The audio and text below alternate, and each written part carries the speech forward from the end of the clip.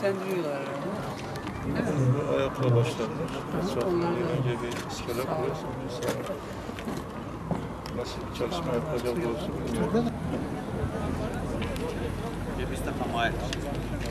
وَمَنْ جَاءَنِي هَدَانِي رَبِّي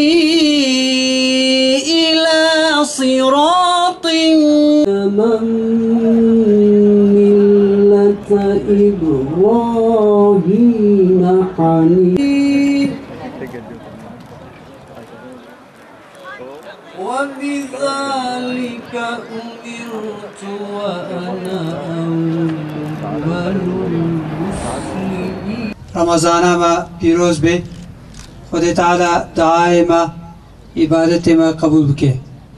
Tabii ki Orta Doğu'ya baktığımız zaman bugün maalesef Ramazan'da dahi çok ciddi bir kargaşanın, sıkıntıların, hatta Orta Doğu'nun bazı bölgelerinde zulmün devam ettiğini görüyoruz. İnşallah Ramazan ayı bu tabii ki Orta Doğu'daki bu sıkıntılı durumların bir an önce bitmesine vesile olur.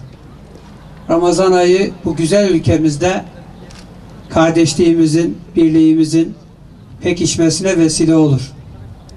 Çok şükür bugün Türkiye huzur içerisinde bir Ramazan ayını geçiriyor.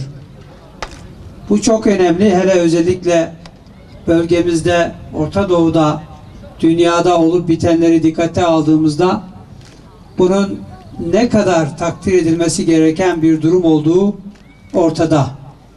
Türkiye hakikaten bu bölgede istikrarla birlikte çok temel sorunlarını, mesela bir Kürt meselesini daha çok demokrasi, daha çok temel ve hak ve özgürlük ekseninde çözmeye çalışan bir ülke olarak aslında sadece Orta Doğu için değil, bütün bu bölge için, dünya için bir ilham kaynağı şu anda Türkiye. Çünkü en karmaşık etnik bir sorunu biz daha çok temel hak ve özgürlük ekseninde çözme çabası içerisindeyiz. Buna da çözüm süreci diyoruz.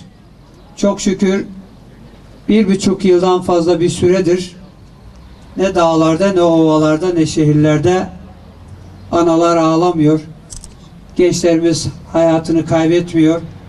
Türkiye'nin çok kıt kaynakları artık kalkınma için harcanıyor. Bunlar çok önemli.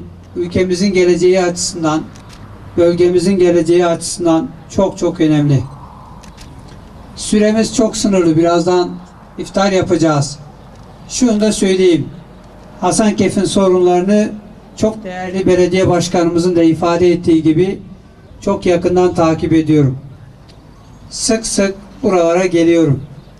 Bu sorunların çözümü noktasında gerek yerel aktörlerle birlikte, gerekse Ankara'daki arkadaşlarımızla birlikte sorunların en iyi bir şekilde çözülmesi için, Hasankeyf'imizin hak ettiği noktaya gelmesi için ne gerekiyorsa üzerimize düşeni yaptık.